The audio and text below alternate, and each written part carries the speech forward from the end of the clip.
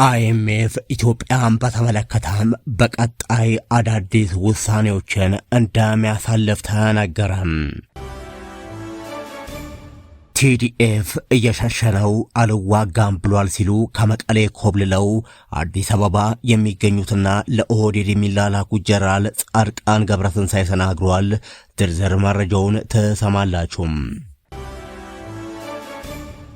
የአሜሪካ ኤምባሲ ለህወሓት ማስጠንቀቂያ ሰጥቷል። ዘገባውን በዝርዝር እናነሳለን።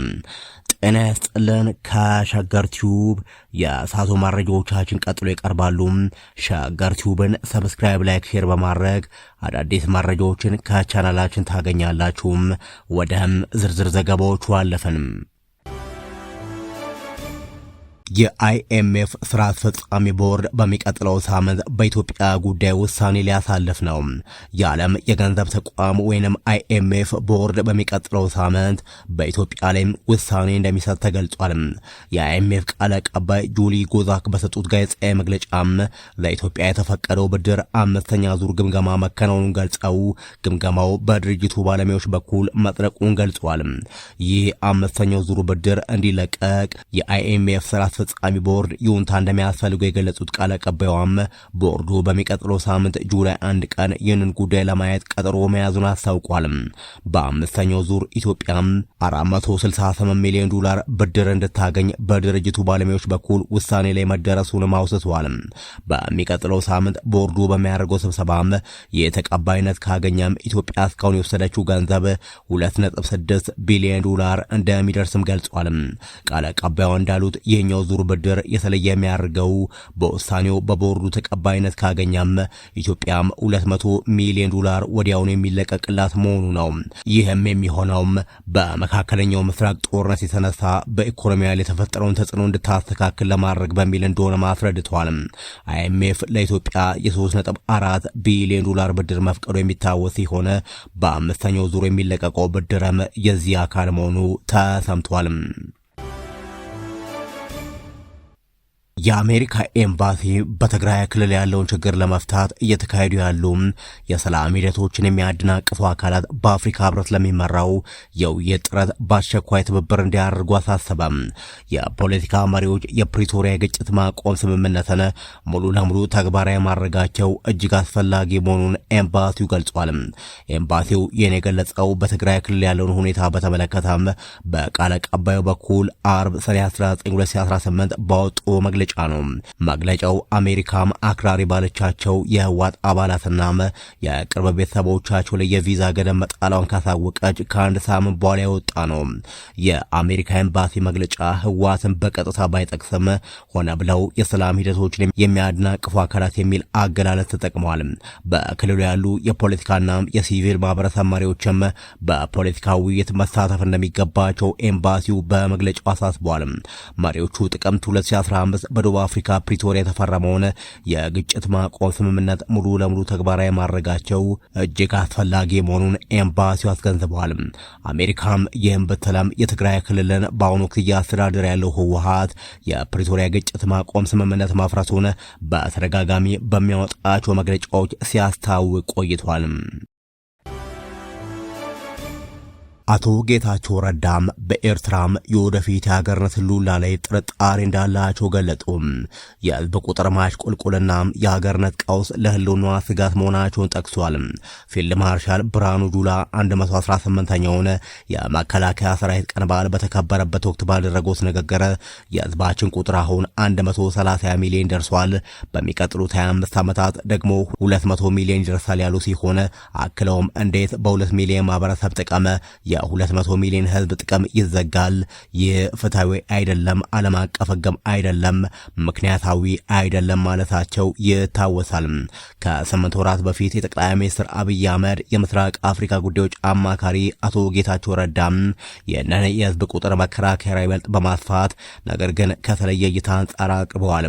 ሰኔ 18 በተካሄደው የኢትዮጵያ ብሔራዊ መከላከያ ኮሌጅ ዓመታዊ የብሔራዊ ደህንነት ኮንፈረንስ ላይ ንግግር ያደረጉት አቶ ጌታቸው በዘለማድ ኤርትራ 3 ሚሊዮን ህዝብ አላት ይባላል። በጣም የሚታመኑ ምንጮች የሚገልጹት 1.9 ሚሊዮን በላይ ህዝብ እንደሌላት ነው ብለዋል። በአውሮፓ ካሉ አጠቃላይ አፍሪካ ስደተኞች መካከል 30 በመቶ ያሉ ኤርትራውያን ናቸው ሲሉም ተናግሯል። ኢትዮጵያም ለጎረቤቶቿ ጥይት በመሸጥ የውጭ ምንዛሬ እያገኘች ነው ተባለ። ከወራት በፊት ኢትዮጵያ በሀገር ውስጥ ጥይት ማምረት መጀመሯን ይፋ ያደረገች መሆኗ አይዘነጋም። መከላከያ ሰራዊት ትናንት ባጋራው መረጃ በሀገር ውስጥ የሚመረተው ጥይት የውጭ ምንዛሬ እያስገኘ መሆኑን ገልጿል። ኢትዮጵያ በያዘችው የለውጥ ጉዞ የጸጥታ መዋቅሯን በዘመናዊ ቴክኖሎጂ ለማደራጀትና ወታደራዊ ቁሶችን በሀገር ውስጥ የማምረት አቅምን ለመገንባት የሚያስችል ታሪካዊ እርምጃ ወስዳለች የሚለው ሰራዊቱ የአካሄድ ሀገሪቱ በወታደራዊ አቅም ረገድ የነበረባትን የውጭ ጥገኝነት በመቀነስ የራሷን የጸጥታ ፍላጎት በራሷ አቅም የምትፈታበትን አዲስ ምዕራፍ ከፍቷል ብለዋል። በዚህ ረገድ መንግስት ድሮን ቴክኖሎጂን በሀገር ውስጥ የማልማትና የመገጣጠም ስራ በስፋት የተገበረ ይገኛል ያለው መከላከያም የድሮን ማዕከላት መቋቋምና በስራ ላይ መዋል የኢትዮጵያ መከላከያ ሰራዊት የአየር ክልሉን በአስተማማኝ ሁኔታ በመቆጣጠርና የጸጥታ ስጋቶችን በአርቲፊሻል ኢንተለጀንስና በዘመናዊ ቴክኖሎጂ በታገዘ መንገድ ፈጣን ምላሽ እንዲሰጥ አስችሎታል ብሏል። መከላከያ ይህንን ቢለም በአዲስ አበባ ዙሪያ 2 ባስ ሙሉ ሰው ሲታገት አንድም ቀን መከላከያ ዜጎችን አስለቅቆ አያውቅም። በተጨማሪም በየዕለቱ በታጣቂዎች ሲማረክና ሲነዳም ይታያል። የኢትዮጵያ መከላከያ ኢንጂነሪንግ ኢንዱስትሪዎች ለቀላልና ለከባድ የጦር መሳሪያዎች የሚያስፈልጉ ጥይቶችን በአገር ውስጥ ማምረት መጀመራቸው ሌላው ትልቅ ስኬት ነው ያለም ሲሆን ይህ በድንገተኛ የጸጥታ ተግዳሮቶች ጊዜ የጦር መሳሪያና ጥይት አቅርቦት እጥረት እንዳያጋጠመ ዋስትና ከመስጠቱም በላይ ለውጭ ግዢ ወጣ የነበረውን ከፍተኛ የውጭ ምንዛሬ ለማዳን አግዟል ይላል።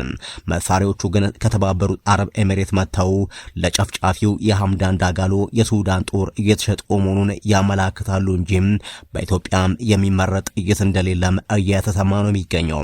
ከዚያም አልፎ አገር ውስጥ የተመረተውን ጥይት ወደ ጎረቤት ሀገራት በመላክ የውጭ ምንዛሬ ማስገኘት ጀምሯል ይላል መከላከያ በአስገራሚ መግለጫው። የቀድሞው የመከላከያ ሰራዊት ጠቅላይ ኤታማዦር ሹምና የትግራይ ኃይል ከፍተኛ ወታደራዊ መሪ የነበሩ ጀነራል ጻድቃን ገብረትንሳኤ በትግራይ ክልል ወቅታዊ የፖለቲካና ጸጥታ ሁኔታ እንዲሁም በክልሉ አመራሮች ላይ እጅግ ጠንከር ያሉ ትችቶችንና ወቀሳ ሰነዘሩ። ጀነራሉ በሰጡት መግለጫም በክልሉ ያለ የጦርነት ፍላጎትና የማስተዳደር አቅም ማሽቆልቆሉን አስመልክቶ ዝርዝር ነጥቦችን አንስተዋል። የጀነራል ጻድቃን ገብረትንሳኤ ንግግር በትግራይ በትጥቅ ትግል ውስጥ የነበረው ኃይል ቲዲኤፍን አስመልክቶ ሲናገሩ ጦሩ በአሁኑ ወቅት የመዋጋት ፍላጎት እንደሌለውና ወደ የቤቱ እየተመለሰ መሆኑን ገልጿል። ቲዲኤፍ የሚባሉ ጦር እየሸሸ ቤቱ ተቀምጧል፣ አልዋጋም ብሏል ያሉት ጀነራሉ ይህ ሁኔታ በክልሉ ባለው ወታደራዊ መዋቅር ላይ የመላላትና የፍላጎት ማጣት ማሳያ መሆኑን ጠቁሟል። በመሪዎቹ ላይ ጠንከር ያለ ክስ የሰነዘሩ ጀነራል ጻድቃን በትግራይ ያሉ አመራሮች አሁንም የጦርነት ፍላጎታቸውን እንዳልተው ገልጿል። ይሁን እንጂ የፍላጎታቸው ከራሳቸው ውስጥ ፍላጎት ባለፈም ከውጭ አካል የሚመራ መሆኑን አስረድተዋል። ትግራይ ያሉ መሪዎች ከሻዕቢያ የሚሰጣቸውን ተልዕኮ ተቀብለው የጦርነት ፍላጎታቸውን አልተውም ብለዋል። ነገር ግን አሁን ላይ ያላቸው ወታደራዊና ፖለቲካዊ አቅም በእጅጉ በመናመኑ ምክንያት ውሳኔዎችን በልበ ሙሉነት ማሳለፍ አቅቷቸው እያወላወሉ እንደሚገኙ ገልጸዋል። የክልሉ አመራሮች ቀደም ሲል በነበራቸው አቅም ማስተዳደር አለመቻላቸውን የጠቀሱት ጀነራሉ የነን ክፍተት ለመሙላትና ስልጣናቸውን ለማስቀጠል ህዝቡን የሚያንገላቱ አሰራሮችን እየተከተሉ መሆኑን ተናግሯል። በፊት ማስተዳደር በቻሉበት አቅም ማስተዳደር ስላልቻሉም አፋኝ ህግ አውጥተው ማስተዳደር ነው የሚፈልጉት በማለት በክልሉ እየወጡ ያሉ አዳዲስ መመሪያዎችና ህጎች ህዝብን የሚያፍኑ መሆናቸውን ከመቀሌ ተሰደው አዲስ አበባ በመቀመጥ ለአብይና ለኦህዴድ እየተላላኩ እንደሆኑ የሚነገርላቸው ጀነራል ጻድቃን ገብረትንሳኤ ገልጸዋል። ከሸገር ቲዩብ ለእሳቱ ያዘጋጀናቸው መረጃዎቻችን እነዚህ ነበሩ። ሸገር ቲዩብን ሰብስክራይብ፣ ላይክና ሼር በማድረግ አዳዲስ መረጃዎችን ከቻናላችን ታገኛላችሁ። በያላችሁበት ሰናይ ጊዜን ተመኘን።